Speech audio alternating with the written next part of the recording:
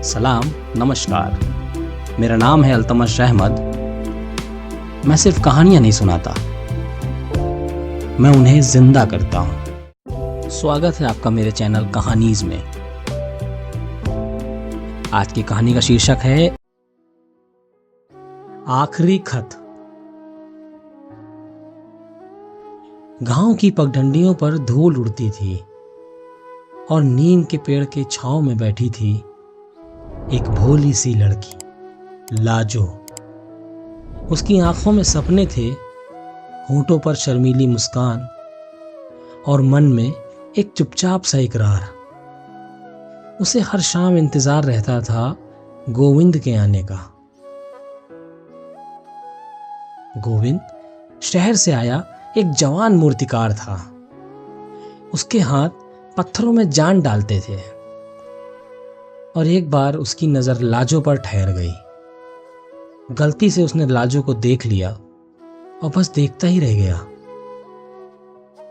फिर एक दिन गोविंद ने हिम्मत करके लाजो से वो कह ही दिया, लाजो, मेरे साथ शहर चलोगी?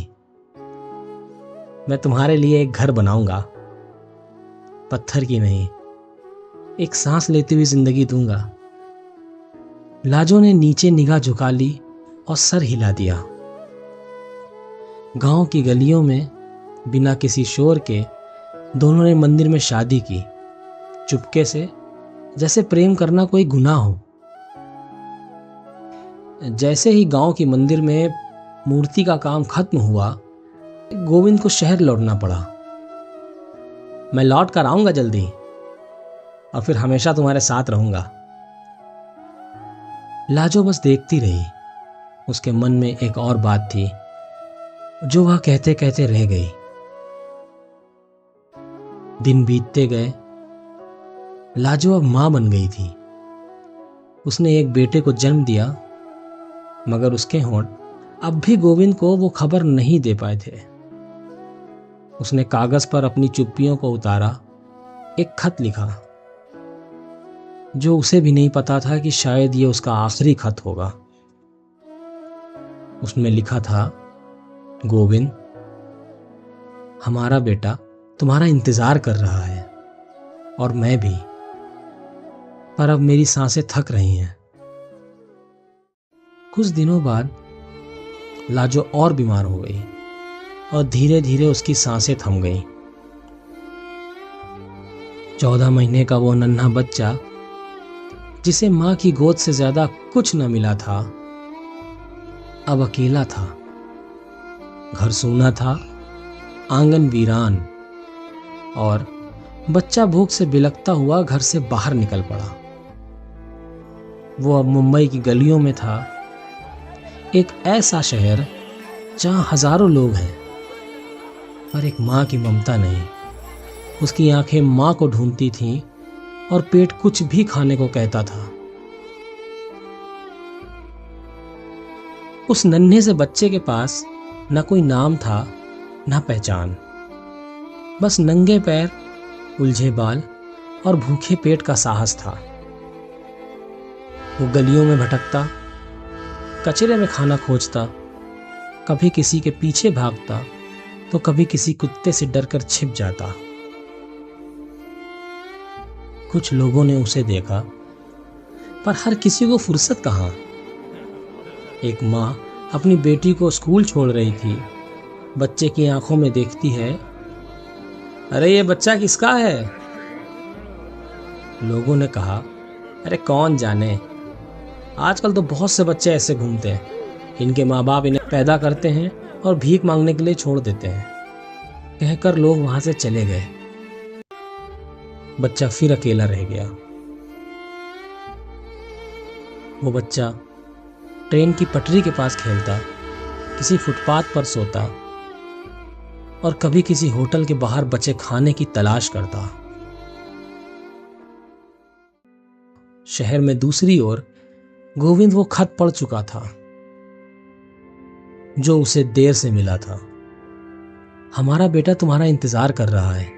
उसने जैसे ही वो शब्द पढ़े, उसके हाथ कांप गए और पैरों तले जमीन खिसक गई। मेरा बेटा? वो पागलों की तरह पूरे शहर में निकल पड़ा। हर यतीम खाना, हर पुलिस स्टेशन, हर मंदिर में जाकर सिर्फ एक सवाल करता, कोई छोटा बच्चा मिला क्या? अकेला बच्चा है, मिले तो जरूर बताइएगा, ये मेरे मालिक का नंबर है, इस पर फोन लगा दीजिएगा। वो हर जगह अपने मालिक का नंबर दे देता। उसे कोई नाम नहीं पता था, न चेहरा याद था। बस उसे इतना पता था कि उसकी लाजो उसे छोड़कर चली गई और उसका बेटा कहीं इस शहर में किसी मोड़ पर उसकी राह देख रहा होगा। शहर ने उस बच्चे की मासूमियत को कई बार कुचला। कभी कोई उसे उठाकर चुपचाप छोड़ देता, कभी कोई पुलिस वाला डांट देता। एक बार एक बूढ़ी औरत ने उसे अपनी झोपड़ी में सुला लिया। उसने कहा, बेटा किसका है तू? कहाँ रहता है? मुझे कुछ बताएगा तो मैं मदद करूं तेरी। बच्चा बस मुस्कुराया और माँ माँ कहकर सिसकने लगा। बूढ़ी औरत की आंखें भर आईं, पर सुबह होते ही बच्चा फिर निकल पड़ा। उसे तो माँ को ढूंढना था। कई दिनों बाद एक सुबह गोविंद चर्चगेट स्टेशन के पास थक कर बैठ गया। अपने बच्चे को ढूंढ ढूंढ कर उसकी आंखें खोखली हो चुकी थी। उसी वक्त एक ट्रैफिक पुलिस वाले ने किसी बच्चे को स्टेशन के प्लेटफॉर्म पर खेलते देखा। नंगे पैर, धूल से सना और आंखों में एक अबूझ चमक। बच्चे को पुलिस स्टेशन लाया गया। इसे कहां से उठाया? डीआईजी साहब ने पूछा। अरे साहब, ये बेंच के नीचे बैठा हुआ था, मैंने देखा तो मैं सोचा आपके पास ले आऊं। और फिर सारे पुलिस थानों में फोन लगा दिया गया। एक बच्चा मिला है चर्चगेट स्टेशन के पास, किसी थाने में कोई रिपोर्ट हो तो इत्तला कीजिएगा। जैसे तैसे गोविंद तक ये बात पहुंची। उसकी सांसें तेज हो गईं, आंखों में उम्मीद बढ़ गई और डर का तूफान आ गया। वो जैसे तैसे पास के थाने पहुंचा। जब उसकी नजर उस बच्चे पर पड़ी तो वक्त मानो थम सा गया। बच्चा तो उसे पहचान नहीं पाया, पर गोविंद रो पड़ा। उसने बच्चे को गले से लगा लिया। अरे रो क्यों रहा है? मैं आ गया हूं, तेरा बाप गोविंद। बच्चा चुप रहा, लेकिन उस बच्चे के अंदर से गोविंद को लाजो की खुशबू आ रही थी। उसको गले लगाने में जो सुकून था वो बयां नहीं कर सकते। उसने आसमान को ऐसे देखा जैसे कोई अधूरी कहानी मुकम्मल हो गई हो। गोविंद ने उस बच्चे को उठाया और पहली बार उसने वो मुस्कान देखी जो लाजो की आंखों में दिखा करती थी। उस बच्चे के हाथ में भी एक खत था, मुड़ा हुआ, पर अक्षर आज भी जिंदा थे। गोविंद ने वो खत सीने से लगाया, बच्चे को देखकर बोला, तू मेरा बेटा है और तुझमें लाजो जिंदा है। आखिरी खत सिर्फ एक खत नहीं था, वो एक माँ की पुकार थी, एक बाप की तड़प और एक बच्चे की खामोश चीख।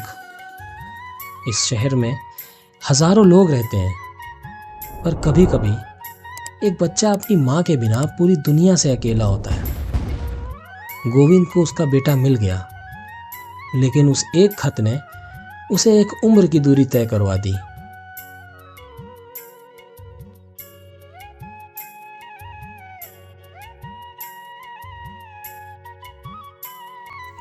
अगर मेरी कहानी आप सबको अच्छी लगे, आपके दिल को छू जाए या कुछ सिखाए, तो सब्सक्राइब करना ना भूलें। आपका एक सब्सक्राइब मुझे बहुत खुशी देगा।